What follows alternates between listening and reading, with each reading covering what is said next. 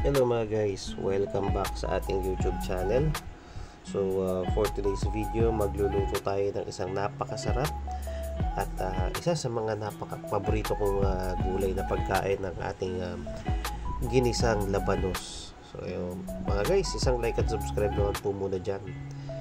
So eto na, unang gagawin natin, magpamantika tayo ng ating taba ng baboy. So ayan, lagyan muna natin ng tubig.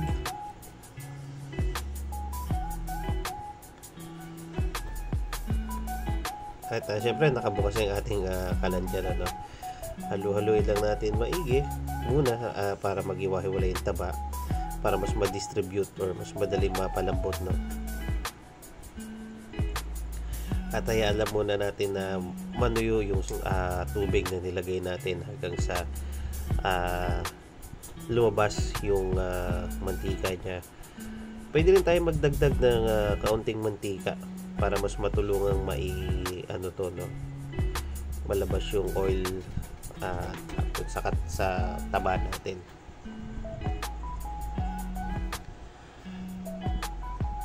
Medyo ingat lang mga guys sa paggawa nitong procedure na to, kasi medyo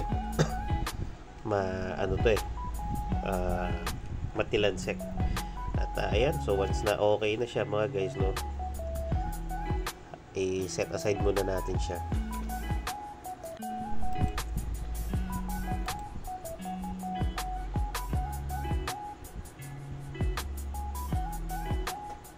Ayan. So in the same pan, hindi na rin natin papatayin yung mantika natin, no mga guys. Sunod na natin dyan ang ating hibe.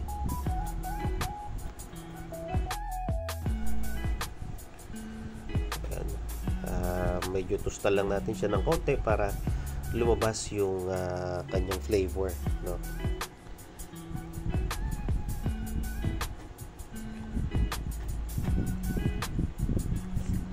At sunod na natin ang ating bawang na hiniwa lang natin ng maninipis. Hindi natin ito pinitpit ng maigi kasi para makuha natin yung kabuuang flavor or aroma ng ating bawang, unlike kung pinipit-pit natin siya maigi, no? At pagka medyo na siya, medyo medyo nakikita natin medyo nag-golden brown na yung kulay, sunod na natin ang ating sibuyas. Halo-halo lang natin mga guys.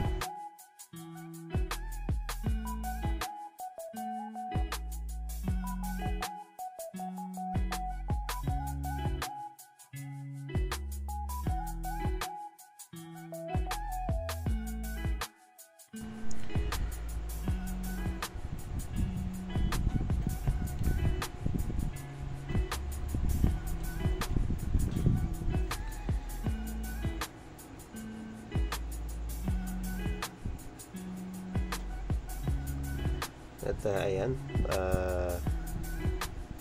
tayin din natin medyo maging transparent yung color ng ating sibuyas. At pag medyo luto na, kamatis tayo mga guys. Halo-halo lang din natin.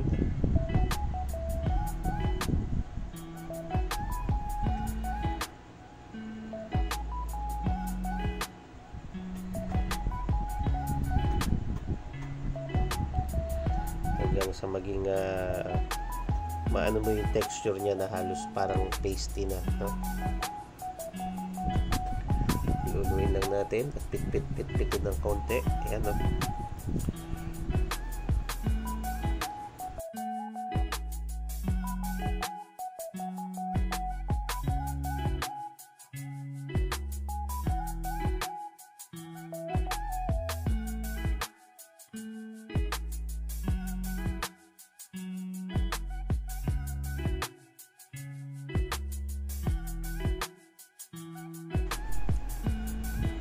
At ayun, pagkatapos yung mga guys, ibalik na natin yung ating taba ng baboy na pinagpantikan natin kanina at mix lang natin. Mabilis lang tong recipe na to mga guys kung tutuusin, no? Medyo matagal lang ang preparation pero napakasarap, sinisiguro ko sa inyo.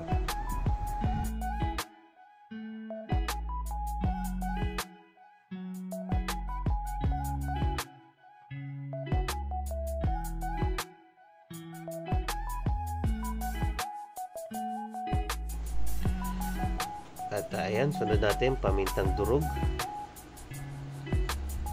At syempre patis.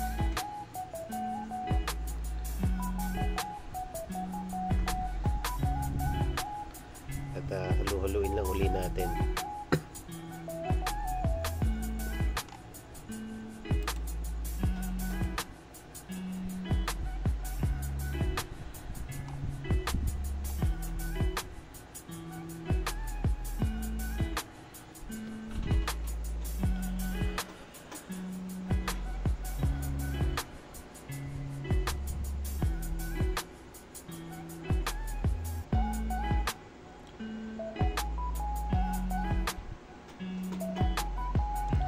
At pagkatapos, ayan ang ating labanos na hiniwa natin ng mga maninipis.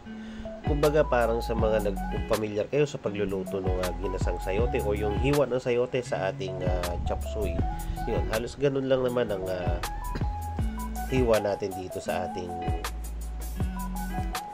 labanos, ano? Halu-haluin lang natin siya mga guys hanggang sa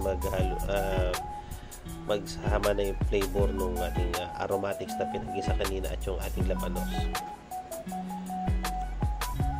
Ayan, medyo isi-center lang natin siya at sunod na natin ilalagay dyan ang ating tubig para sasabawan na natin siya mga guys, no?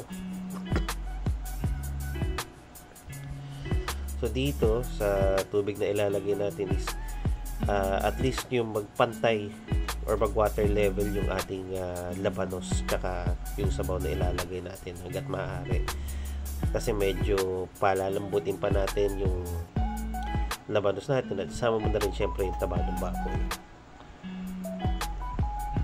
Ayan, medyo kulang pa mga guys ang ating sabaw.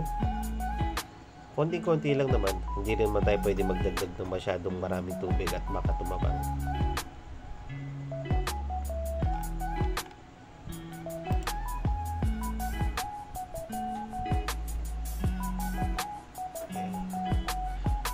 Medyo okay na yan mga guys.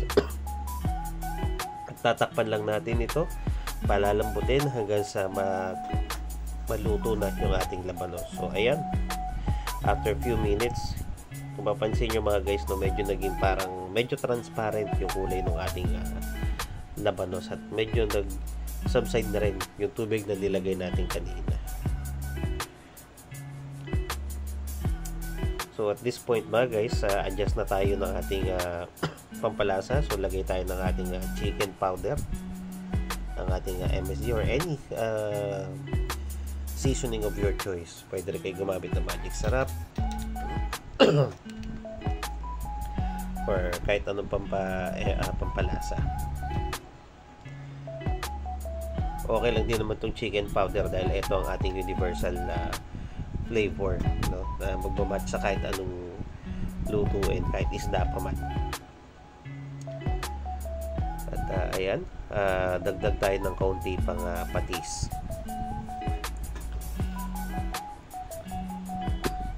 Pwede rin kayong kuha ng asin kung gusto niyo, no?